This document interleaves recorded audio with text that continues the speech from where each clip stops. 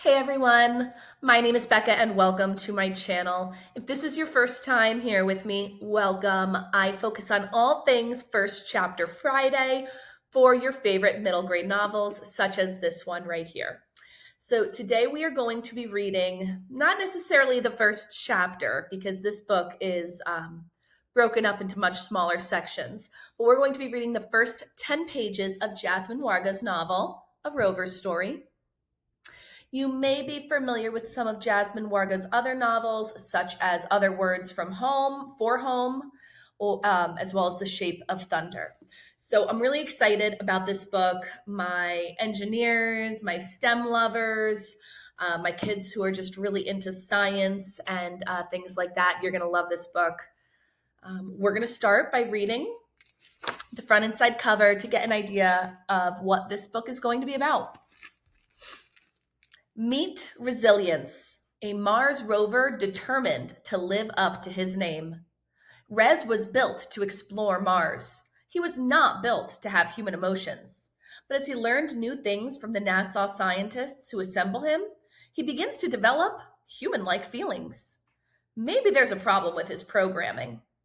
Human emotions or not, launch day comes and Rez blasts off to Mars, accompanied by a friendly drone helicopter named Fly.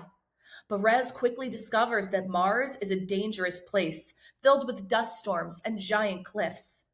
As he navigates Mars' difficult landscape, Rez is tested in ways that go beyond space exploration. As millions of people back on Earth follow his progress, will Rez have the determination, courage, and resilience to succeed and survive? Okay, I'm super excited about this one. Let's go ahead and dive right on into that first chapter. Again, taking that back, not really the first chapter. The book is first broken up into parts. So we're going to start part one, which is prepping. There's a nice illustration there for you. And then we have the first title here, which is The First Day. I am not born in the way humans are, but there is a beginning. Beeping, bright lights, a white room filled with figures in white hazmat suits. So much information to process, but I can handle it. I awake to knowledge. My circuits fire. The room cheers. A loud sound, but it does not startle me. I am not built for startling. I have been built for observation. In the sea of unknown figures, I focus on a face. I do not know if I have a face. If I have one, my information suggests it is not like this one. This face has what humans call lips. The human lip curls upward. A smile. I cannot smile. This I know. But somehow I understand the significance of this expression. I am learning. My mission has begun. Okay, the next section is learning. I am built to collect and process information. That is how I learn. Here is some of the information I've collected. I am what is referred to as a robot. Most of the other beings around me are called humans. All the humans I interact with wear hazmat suits. This is to prevent microbacteria and dust particles from entering my environment. It is very important for my mission that I am kept in a sterile and clean environment. For some reason that I do not quite understand yet, humans call the white hazmat suits they wear bunny suits. I do not know what a bunny is. I frequently wonder about the possibilities. Most of the humans in bunny suits are what humans term scientists. This, I have deduced, is a subset of human. Perhaps I am a subset of robot, but I have not encountered enough robots to know for sure.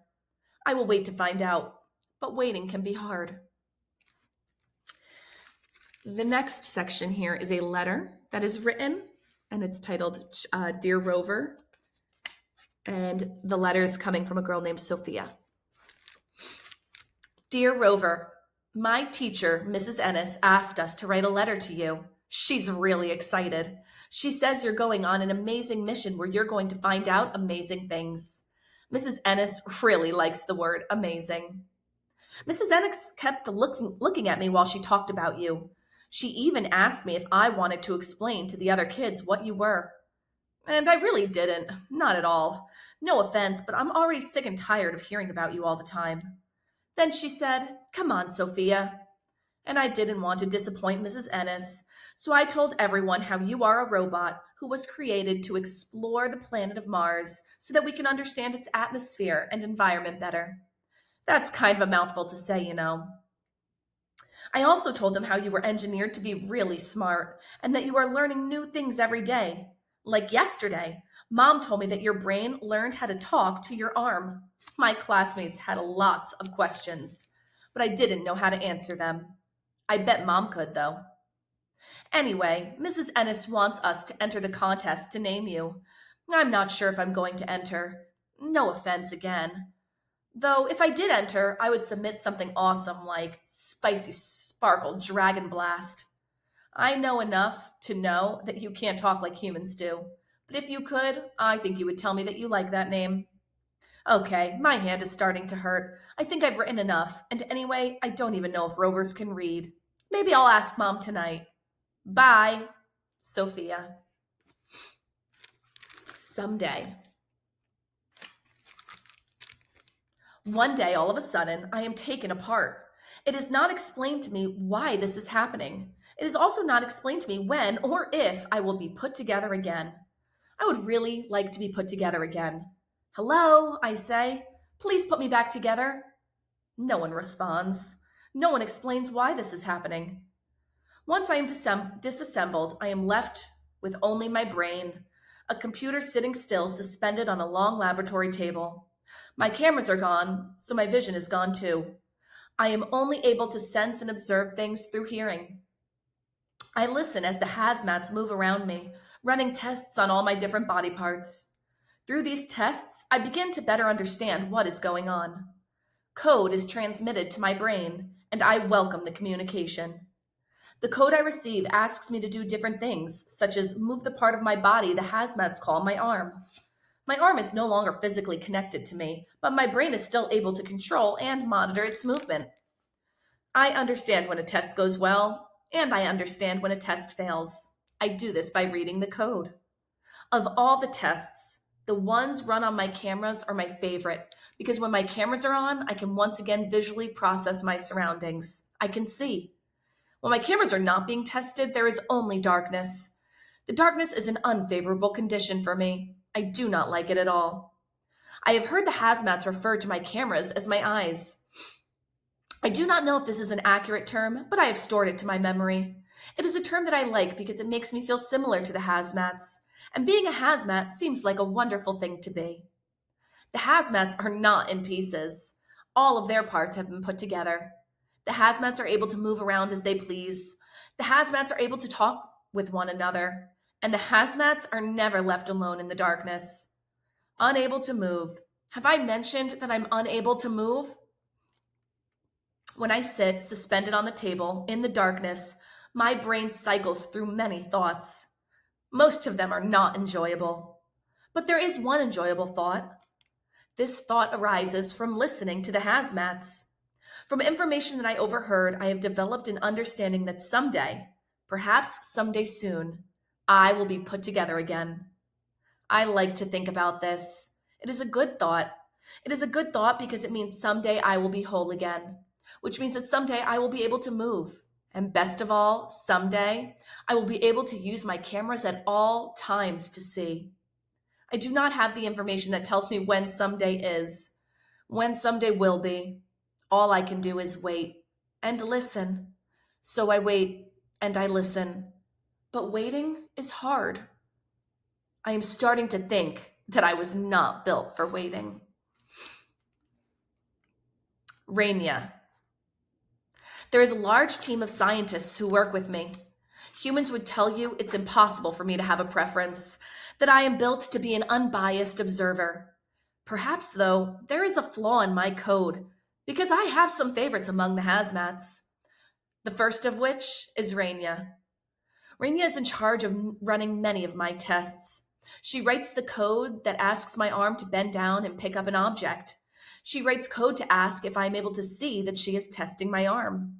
It is nice to talk to Raina in this way, through code. Once, when Raina was running a test on my camera, I was able to see her. Beneath her white hazmat suit, I observed that she has light brown skin and hair with pigments of black and brown. Her eyes share similar pigments to her hair. I have memorized that image. I now associate that image with the sounds that Raina makes in the laboratory. Raina never calls her hazmat suit a bunny suit. Raina refers to everything by its correct terminology. I appreciate this precision. Raina is often the first figure I observe when the day begins, and often the last of the hazmats to leave the laboratory at night. Most of the time, I cannot visually process Raina since my camera, my eyes, are not currently connected to my brain. But I am still able to perceive her. My brain is able to make other observations like sound and registering of presence to know that Raina is there. Raina has a very noticeable presence. Her behavior follows a clear pattern. Raina is rhythm and dependability. Raina is the sound of typing computer keys and measured answers full of exact calculations. Raina is elegantly written code without any of the problems that hazmats call bugs.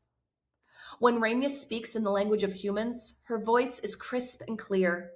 Raina never talks directly to me in her clear and crisp voice, but I like listening to her talk to the other hazmats. She almost always has the answers they are looking for, and when she does not, she promises to get back to them as soon as possible. As soon as possible is a phrase I have learned from Raina. I am hoping that all my different body parts will be put together as soon as possible. Unfortunately, I am not able to express this message to Raina because I'm unable to talk in the language of humans. Raina only speaks to me through code, and I can only answer her in code. And only to answer the specific questions that she asks, like, can you tell I'm testing your arm? I am able to say yes or no. I am not able to ask her a question about her day. I am not able to ask her when my body parts will be welded back together. I am not able to tell her that waiting is hard. I do not have the ability of human speech. It seems unlikely that I will ever have the ability of human speech. This is a fact that frustrates me sometimes. Frustrate is another word I learned from Raina. Sometimes when she is alone in the lab, she speaks into her phone. She says things to her phone like, Mama, I know you are frustrated that I'm going to miss dinner again, but the work I'm doing here is really important. It made me feel important to hear Raina say that. It also made me forget about my frustration that I can't talk directly to Raina, and my frustration that I'm still in pieces. At least it made me forget for a little. I would still like to be put together as soon as possible. All right, that is the first 10 pages of a Rover story. So, very, very interesting. We have this robot character who is feeling more emotions than they should be. And we have a little girl whose mom works on her or works on the robot. So, I'm really excited to see how this comes together, how these two characters end up intertwining with each other. I think this should be a really engaging read. All right, everyone. If you enjoyed this first chapter Friday, please consider liking and subscribing. Thank you so much for joining me today. And until next time, happy reading.